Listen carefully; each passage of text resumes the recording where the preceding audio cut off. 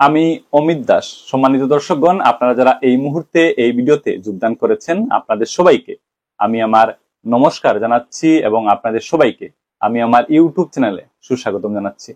আশা করছি আপনারা সবাই খুব ভালো আছেন, আপনারা সবাই সুস্থ রয়েছেন। দর্শকগণ, আপনারা নিশ্চয় জানেন আসাম রাজ্য সরকারের তরফে আমাদের বিদ্যালয়গুলোতে, স্কুলগুলোতে প্রতি বছর বার্ষিক অনুদান, অ্যানুয়াল গ্রান্ট দেওয়া হয়। এবছরও এর কোনো ব্যতিক্রম নেই। 2025-26-এর জন্য ইতিমধ্যে বিদ্যালয়গুলোর জন্য বার্ষিক অনুদানের ফার্স্ট ইনস্টলমেন্ট অর্থাৎ প্রথম কিস্তি মঞ্জুর করা হয়েছে। আপনাদের এখানে আমি জানিয়ে দিতে চাই, স্কুল পর্যায়ে বার্ষিক অনুদানের প্রথম কিস্তি প্রদান করার উপর ইতিমধ্যে একটি বিভাগীয় আদেশ প্রকাশ করা হয়েছে। সেই সাথে বার্ষিক অনুদান স্কুল পর্যায়ে কিভাবে ব্যবহার করতে হবে সেটার উপরও একটা গাইডলাইন ইতিমধ্যে প্রকাশিত হয়েছে। তো আজকের এই ভিডিওতে প্রথমে বার্ষিক অনুদানের উপর আসা অর্ডারটি আমি আপনাদেরকে দেখে দিতে, বুঝিয়ে দিতে চেষ্টা করব, আপনাদের সাথে অর্ডারটি শেয়ার করার চেষ্টা করব এবং তারপর বিদ্যালয়ের বার্ষিক অনুদানের যথোপযুক্ত ব্যবহারের নির্দেশাবলী অর্থাৎ school annual grant utilization guidelines আপনাদেরকে খুব ভালোভাবে বুঝিয়ে দেওয়ার চেষ্টা করব। তো এই ভিডিওটি সকল শিক্ষক শিক্ষয়িত্রীদের জন্য একটি গুরুত্বপূর্ণ ইনফরমেটিভ ভিডিও হবে। বিশেষ করে আপনারা যারা স্কুল হেডস রয়েছেন, বিদ্যালয় প্রধানগণ রয়েছেন, সকল বিদ্যালয় প্রধানগণদের জন্য আজকের এই ভিডিও একটি এক্সক্লুসিভ ইনফরমেটিভ ভিডিও হতে যাচ্ছে। তো আশা করছি এই ভিডিওতে সবাই শেষ পর্যন্ত আমার সঙ্গে থাকবেন। আসুন তাহলে স্কুল অ্যানুয়াল গ্রান্টের উপর আজকের গুরুত্বপূর্ণ এক্সক্লুসিভ ইনফরমেটিভ ভিডিওটি আমরা আরম্ভ করি। দর্শকগণ, আপনারা স্ক্রিনে লক্ষ্য করুন। স্ক্রিনে আপনারা অ্যানুয়াল স্কুল গ্রান্টের উপর আসা অর্ডারটি নিশ্চয় দেখতে পাচ্ছেন। আপনাদের এখানে বলে রাখি, এই অর্ডারটি শ্রীভূমি জেলার অর্ডার। চলুন এই অর্ডারে কি রয়েছে এবার দেখার চেষ্টা করি। আমরা সরাসরি সাবজেক্ট দেখব।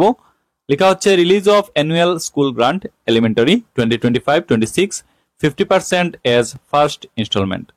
তো 2025-26-এর ক্ষেত্রে, এলিমেন্টারির ক্ষেত্রে অ্যানুয়াল স্কুল গ্রান্টের ফার্স্ট ইনস্টলমেন্ট প্রথম কিস্তি 50% রিলিজ।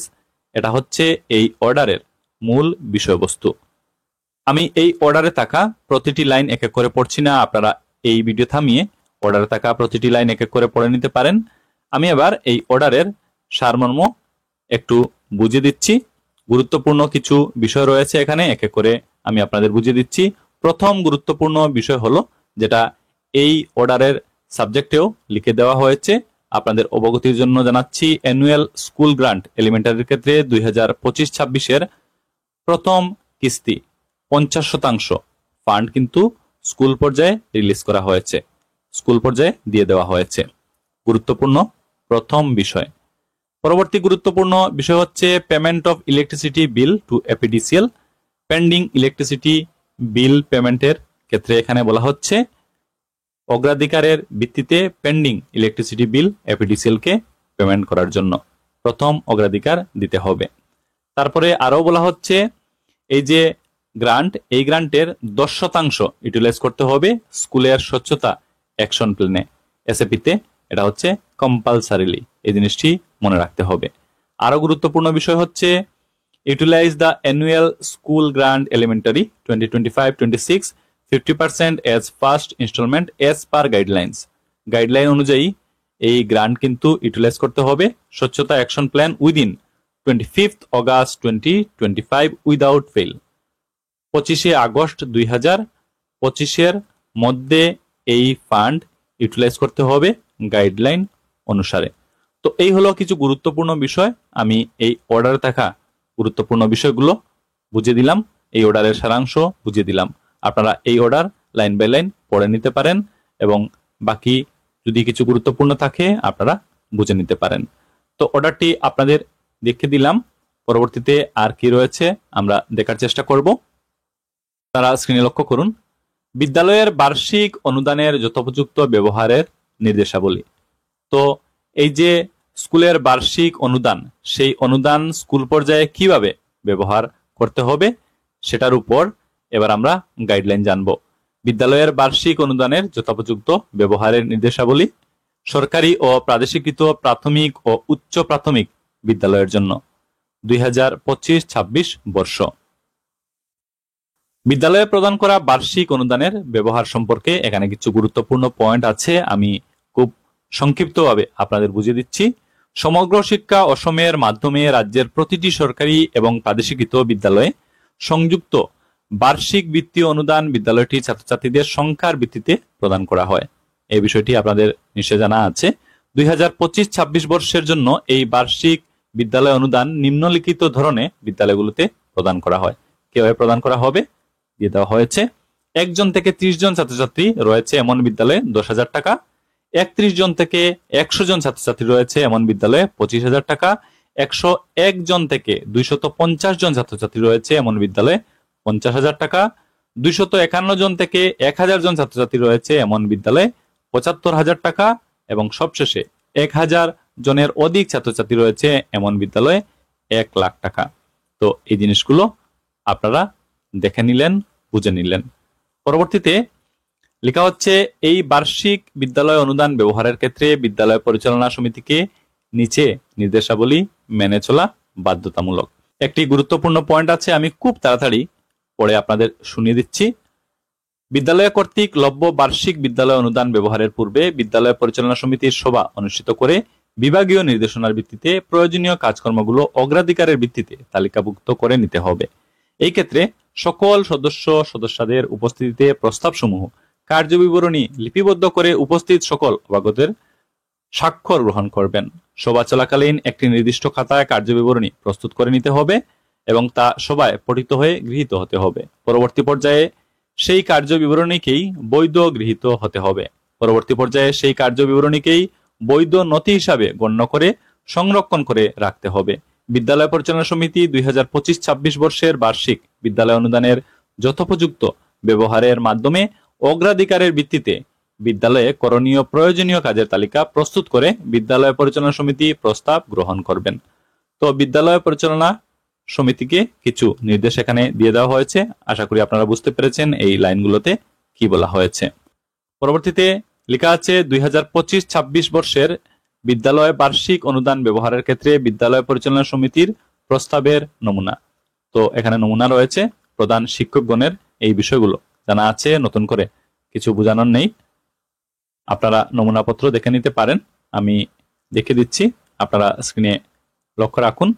এই দেখুন, এটা হচ্ছে প্রস্তাবের নমুনাপত্র, আমি আপনাদের দেখিয়ে দিলাম। পরবর্তীতে কি রয়েছে আমরা দেখব। বলা হচ্ছে উল্লেখযোগ্য যে সমগ্র শিক্ষা অসমের তরফ থেকে প্রদান করা অনুদানের ন্যূনতম 10% পুঁজি স্বচ্ছতা কার্যসূচির জন্য খাতে ব্যয় করতে হবে। এই জিনিসটি আগে বলা হয়েছে, এখন আবার বলছে যে এই যে পুঁজি, এই যে ফান্ড, এই ফান্ডের 10% স্বচ্ছতা কার্যসূচির ক্ষেত্রে ব্যয় করতে হবে। এখানে বলা হচ্ছে এই পুঁজি বিদ্যালয় পরিচালনা সমিতি পর্যায়ক্রমে খরচ করবে এবং ব্যবহারের প্রমাণপত্র থেকে পৃথক করে রাখতে হবে। এই পুঁজি প্রধানত বিদ্যালয়ের শৌচাগার, উন্নত মানের পানীয় জল, অ্যাকোয়াগার্ড, আলোর ব্যবস্থা, পরিষ্কার পরিচ্ছন্নতা, পরিকাঠামোর সুযোগ সুবিধার ব্যবস্থাপনা ইত্যাদি অন্তর্ভুক্ত করা হবে।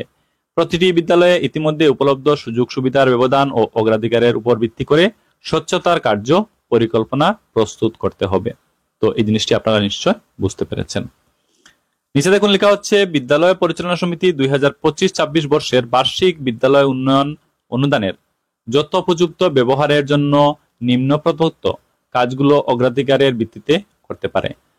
তো বিদ্যালয়ের এই যে বার্ষিক অনুদান, এই বার্ষিক অনুদান ব্যবহার করে বিদ্যালয় পরিচালনা সমিতি অগ্রাধিকারের ভিত্তিতে কি কি কাজ করতে পারবে এখানে নিচে পয়েন্ট আকারে দিয়ে দেওয়া হয়েছে, আপনারা পয়েন্টগুলো পড়বেন। আমি সংক্ষিপ্ত আকারে পয়েন্টগুলো আপনাদের বুঝিয়ে দিচ্ছি। প্রথমে আছে বিদ্যুৎ বিল, ইন্টারনেট বিল পরিশোধ করা। যদি বিদ্যালয়ে বিদ্যুৎ সংযোগ না থাকে, সংযোগের ব্যবস্থা করা যাবে এই পুঁজি ব্যবহার করে। প্রধান শিক্ষক শিক্ষয়িত্রী অধ্যক্ষের কার্যালয়ের সামনে বা বারান্দার কোনো সুবিধাজনক স্থানে শিক্ষক শিক্ষয়িত্রীদের আলোকচিত্র সম্বলিত হোর্ডিং, ফ্লেক্স টাঙ্গিয়ে রাখা যাবে, যার জন্য প্রয়োজনীয় পুঁজি বার্ষিক অনুদান থেকে ব্যয় করা যাবে। তারপর আছে বিদ্যালয় গেটের সাধারণ মেরামতির জন্য সীমিত পরিমাণে পুঁজি ব্যয় করা যাবে। বিদ্যালয় প্রাঙ্গণের দেওয়াল প্লাস্টার করা থাকলে বা বিদ্যালয় ভবনের দেওয়াল সুন্দর রং করে সাজানোর জন্য বিদ্যালয়ের বার্ষিক অনুদানের উপর ভিত্তি করে সীমিত পুঁজি ব্যয় করতে পারবেন। বিদ্যালয়ের নিষ্ক্রিয় প্রয়োজনীয় সামগ্রী যেমন জলের মোটর, দমকল, ফ্যান ইত্যাদি পুনরায় সক্রিয় বা কার্যক্রম করে তোলার ক্ষেত্রেও এই পুঁজি বিদ্যালয় পরিচালনা সমিতি ব্যবহার করতে পারবে। তারপর আছে বিদ্যালয় গৃহ, শৌচাগার, প্রস্রাবাগার ইত্যাদির সাধারণ মেরামতি করা। বিদ্যালয়ের ছুটির পর বিদ্যালয়ে তালা লাগানোর উপযোগী করে দরজা জানালা মেরামতি করার ক্ষেত্রেও এই ফান্ড ব্যবহার করা যাবে। যদি বিদ্যালয়ে নাম ফলক, কৃষ্ণ ফলক, তথ্য ফলক, সময়সূচির ফলক, দৈনিক খাদ্য তালিকার ফলক এগুলো না থাকে তাহলে প্রস্তুত করার ক্ষেত্রে এবং প্রয়োজন সাপেক্ষে মেরামতি করাও কিন্তু যাবে এই পুঁজি ব্যবহার করে। যদি বিদ্যালয়ে টেবিল চেয়ারের প্রয়োজন হয় তাহলেও কিন্তু তৈরি করে নেওয়া যাবে। যদি দমকলের পাকা প্ল্যাটফর্ম না থাকে তাহলে তাও তৈরি করা যাবে। বিদ্যালয়ের মেজ পাকা করা, সিলিং এর ব্যবস্থা করা, যদি মেজ বা সিলিং ভেঙে যায় বা মেরামতির প্রয়োজন হয় তাহলে মেরামতিও কিন্তু করা যাবে। বিদ্যালয় গৃহ রং করা যাবে। বিদ্যালয়ে অগ্নি নির্বাপক উপকরণ থাকলে তাতে গ্যাস ভর্তি করে রাখা, এটাতেও কিন্তু গুরুত্ব দেওয়া হয়েছে, এই কাজটিও করা যাবে। বিদ্যালয়ের চারপাশে এবং শৌচাগার এবং প্রস্রাবাগারের চারপাশে পরিষ্কার করে রাখার জন্য প্রয়োজনীয় সামগ্রীর ব্যবস্থা এবং মেরামতি করা যাবে। প্রতিটি বিদ্যালয়ে প্রয়োজনীয় সামগ্রী সহ প্রাথমিক চিকিৎসা বাক্স, যেটাকে আমরা ফার্স্ট এইড বক্স বলি, সেটা উন্নীত করা যাবে। বিদ্যালয়ে আবর্জনা নিষ্কাশনের জন্য ডাস্টবিনের সংখ্যা বৃদ্ধি করা। বিদ্যালয়ের জন্য নিয়মিত প্রয়োজনীয় সামগ্রী যেমন চক পেন্সিল, ডাস্টার, সাবান, বালতি, মগ ইত্যাদি বিভিন্ন ধরনের নিবন্ধন খাতা ইত্যাদি ক্রয় করা যাবে। প্রতিটি বিদ্যালয়ে বৃক্ষরোপণ করা, শাকসবজি এবং ফুলের বাগান করার জন্য সর্বাধিক 5% ধন পুঁজি বার্ষিক বিদ্যালয় অনুদান থেকে খরচ করতে পারবে। তো এটি একটি গুরুত্বপূর্ণ পয়েন্ট। এই কাজগুলো যদি করতে চান তাহলে সর্বাধিক 5% ব্যবহার করা যাবে। প্রয়োজন সাপেক্ষে কাঠের বড় স্কেল, কাঠের কোণ মাপ যন্ত্র, কাঠের কোণ আকার সরঞ্জাম, চুম্বক, ওজন করার দাড়িপাল্লা, দাগা, তরল পদার্থ মাপার লিটার ইত্যাদি ক্রয়ের ব্যবস্থা করতে পারবে। বিজ্ঞানের পাঠভিত্তিক পঠনের জন্য সরঞ্জাম বা সামগ্রী ক্রয় করতে পারবে। বিদ্যালয়ে বিভিন্ন দিবস এবং শৈক্ষিক ক্রিয়াকলাপ ইত্যাদিতে ছাত্রছাত্রীদের উৎস যোগানোর জন্য সান্ত্বনা পুরস্কারের প্রদানেরও ব্যবস্থা রয়েছে, এইগুলোও কিন্তু করা যাবে। লেখা আছে শৈক্ষিক দিনপঞ্জিতে উল্লেখিত কলা সংস্কৃতির জন্য প্রয়োজনীয় সামগ্রী যেমন হারমোনিয়াম, তবলা ক্রয় অথবা মেরামতি করা, সেই সাথে প্রয়োজন সাপেক্ষে তথা সাধ্যানুসারে ব্লুটুথ স্পিকার সহ শব্দযন্ত্র ক্রয় করতে পারবে। প্রত্যেক বিদ্যালয়ে একটি করে জেলা, প্রদেশ, রাষ্ট্র এবং পৃথিবীর মানচিত্র এবং একটি করে গ্লোব ক্রয় করে রাখতে পারবে। যে সামগ্রীগুলো বিদ্যালয়ের জন্য অতি প্রয়োজনীয় বলে বিদ্যালয় পরিচালনা সমিতির সদস্যদের মনে হবে, বিদ্যালয় প্রাঙ্গণে জাতীয় পতাকা উত্তোলনের জন্য পাকা বেদি না থাকলে তা তৈরি করে নিতে পারবে। তামাক বর্জিত ফলকের পুনর্নির্মাণ বা প্রস্তুতকরণ করতে পারবে। জনসাধারণের ধন, বিত্ত, শ্রমদান বা অন্যান্য উপকরণ বার্ষিক বিদ্যালয় অনুদান ব্যবহারের সময় চাঁদা হিসাবে প্রদান করতে পারবে। বার্ষিক বিদ্যালয় অনুদানের ব্যয় জনগণের কাছ থেকে গ্রহণ করা ধন, বিত্ত ইত্যাদি ব্যবহারের প্রমাণপত্রের সঙ্গে সামঞ্জস্যের দিকটি পরিচালনা সমিতি লক্ষ্য রাখবে।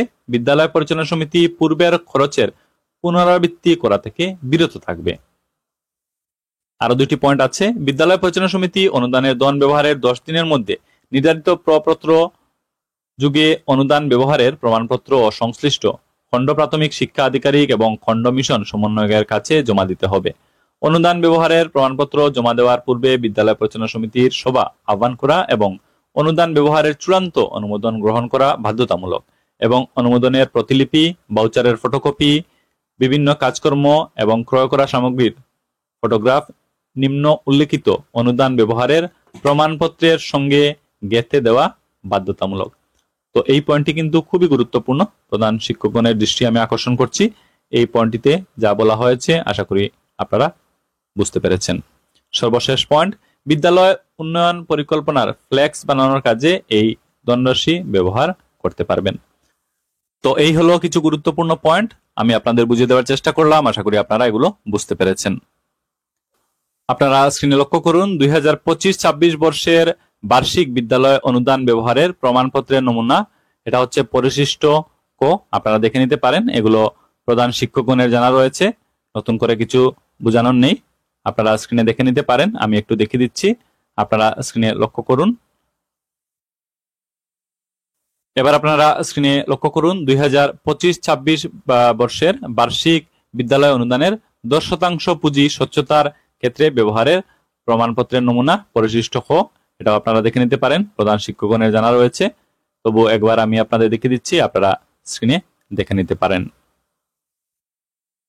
দর্শকগণ, এই ভিডিওটির একেবারে শেষ পর্যায়ে এসে পৌঁছে গেছি। আজকের এই ভিডিওতে আমি আপনাদের দেখিয়ে দেওয়ার চেষ্টা করলাম অ্যানুয়াল স্কুল গ্রান্টের উপর, বিদ্যালয়ের বার্ষিক অনুদানের উপর যে অর্ডারটি এসেছে সেই অর্ডারটি দেখিয়ে দিলাম, এবং বিদ্যালয়ের বার্ষিক অনুদান ব্যবহারের ক্ষেত্রে যথোপযুক্ত ব্যবহারের যে নির্দেশাবলী, যে গাইডলাইন, সেটাও আপনাদের সাথে শেয়ার করার চেষ্টা করলাম। আশা করি এই ভিডিও দেখার পর উক্ত বিষয়গুলো নিয়ে আপনারা ধারণা লাভ করতে পেরেছেন।